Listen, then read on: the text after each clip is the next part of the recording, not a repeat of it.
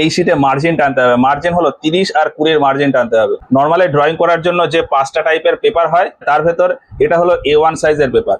A0 আর A1 সাইজে আমাদের normally margin যেটা হয় সেটা হলো 30 আর 20 মার্জিন। আর এরপর থেকে A2, A3, A4, A5 এই প্রত্যেকটা পেপারে মার্জিন হবে 20 আর 10 করে। এটা যেহেতু A1 পেপার, এখানে মার্জিন দিতে হবে 30 আর 20।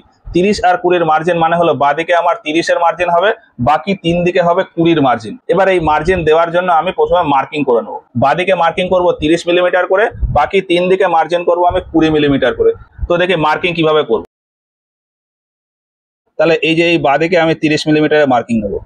এই একদম কোণার থেকে আমি এখানে 30 পয়েন্ট করলাম, 30।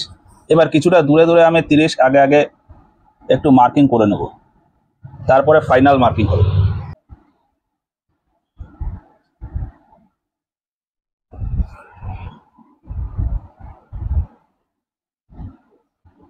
এই বা সাইডে আমার 3 জায়গায় 4 জায়গায় মার্কিং হলো। এবার বাকিগুলোতে আমি 20 করে মার্কিং করব।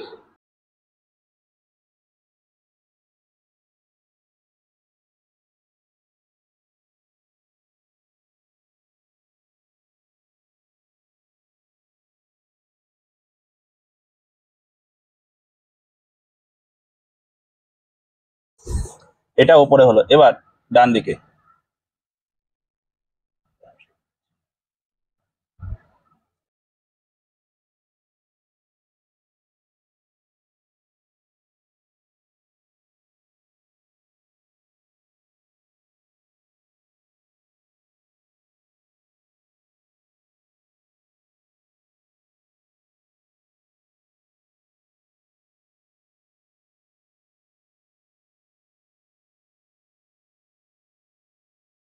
এই তাহলে আমাদের সব মার্কিং গুলো হলো।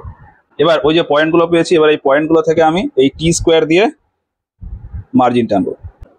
এই যে পয়েন্ট গুলোর সাথে আমি এই টি স্কোয়ার ধরবো, ধরে আমি এই লাইনটা টেনে নেবো। এবার এই কানার দিকে আমি হালকা করে টানবো,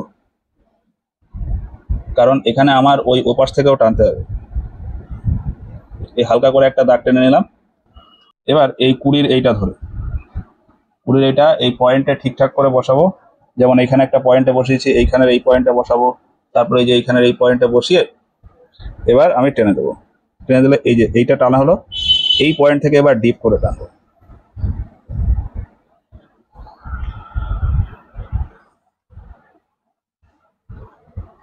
নিচের এটাও আমি ঠিক ওইভাবেই টেনে দেবো। এই পয়েন্টে পয়েন্টে ধরবো। এই যে এই যে এইখানে এই পয়েন্টে ধরলাম, তারপরে এই যে এইখানে এই পয়েন্টে ধরবো, ধরে হালকা একটা লাইন প্রথমে টেনে তারপর এখানে আমি এইখান থেকে ডিপ লাইন টানবো।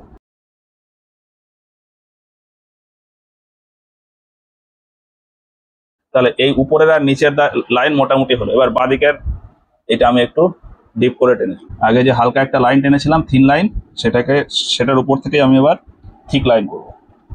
সেই লাইনেই বসিয়েছি, বসিয়ে এবার আমি থিক লাইন করব। এবার ডান দিকেরটা বাকি আছে, ডান দিকেরটা। এবার ডান দিকেরটাও ঠিক তাই, বাঁদিকে যেরকম করেছিলাম পয়েন্টে পয়েন্টে বসিয়ে আমি প্রথমে একটা থিন লাইন করে নেব। এখানে এই পয়েন্টে বসিয়েছি, তারপরে এই পয়েন্টে বসিয়ে লাস্ট এই পয়েন্টে বসালে সব সেমই থাকবে। আমি এখান থেকে হালকা করে একটা থিন লাইন টেনে দিলাম।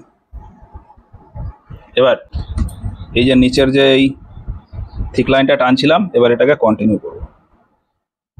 ঠিক লাইনের ওপর বসাবো, এই যে এই লাইনের উপর বসিয়ে এটাকে কন্টিনিউ করে দেবো।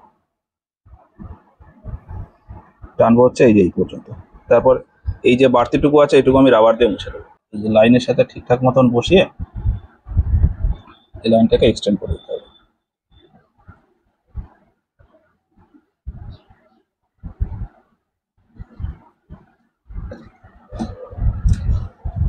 এবার ফাইনাল এই লাইনটা টানবো।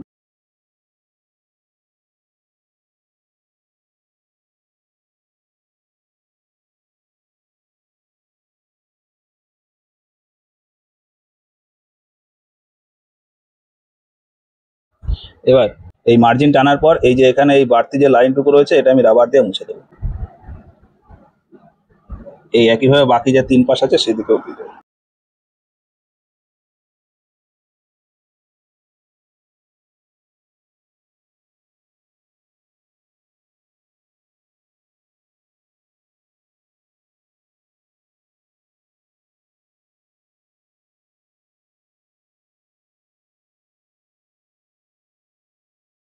এবার এই বর্ডার লাইন টানার পর আমি এখানে আমাদের একটা টাইটেল বক্স হবে, এই টাইটেল বক্স হবে 185/65। 185/65 প্রথমে আমি একটা টাইটেল বক্স করে নেবো। যে কোনো ড্রয়িং করার আগে আমাকে এই টাইটেল বক্সটা করতে হবে। তো টাইটেল বক্স কিভাবে করব,